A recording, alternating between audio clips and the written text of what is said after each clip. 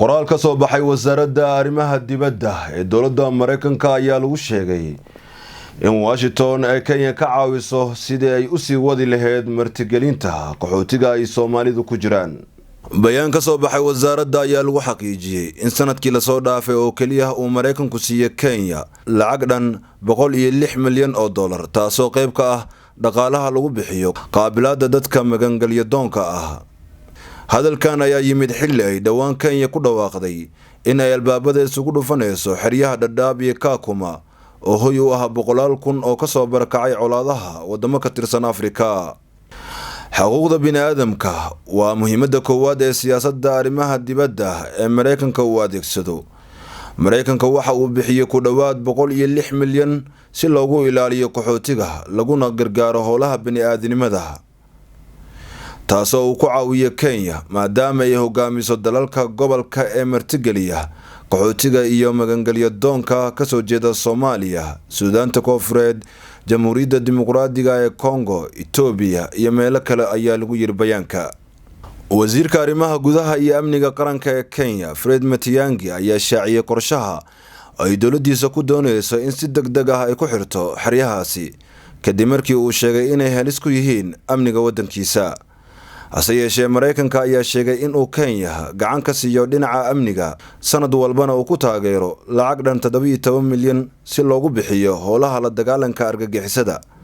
lacag kale oo gaaraysa $1 milyan ayuu Mareykanku sheegay inuu sanad kasta Kenya u siiyo si ay ugu kabto dhaqaalaha ku baxa tababarista iyo waxbaridda ciidamada difaaca. horaantii bishii Abriil, hay'adda u dooda xuquuqda aadanaha ee Amnesty International ayaa soo saartay warbixin ay ugu soo horjeedsatay go'aankii ay dowladda Kenya ee ka dhanka xeryaha qaxootiga Dadaab iyo Kakuma. Amnesty ayaa ka digtay in tallaabadaasi ay dowladda ku dhaqaaqdo, waxayna sheegtay inay tahay arrin khilaafsan xeerka adduunka, ayna musiibo bini'aadanimo ka dhalan karto xilligan uu caalamku la daalaa-dhacayo saameynta cudurka safmarka ee coronavirus.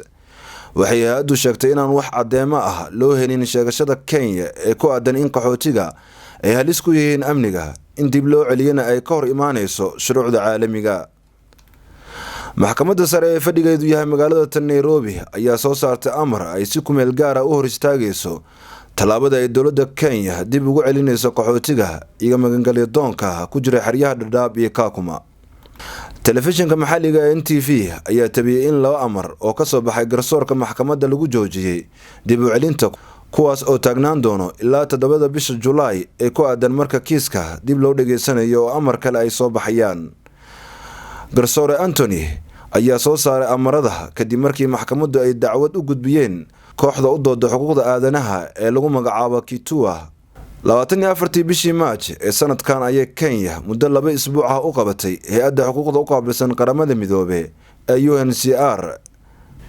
in ay soo gudbiso qorshe ku aadan sidii loo xiri lahaa labada xero, waxayna meesha ka saartay wax fursad ah oo ogolaanaysa in lagu wada xaajoodo. labada xero ay dowladda Kenya ku hanjabtay inay baabi'inayso waxaa ku nool dad gaaraya 430,000 oo u badan Soomaali, balse waxaa ku jira kuwo kale oo u dhashay dalal kale oo daris la ah Kenya sida Itoobiya iyo Suudaanta Koonfureed.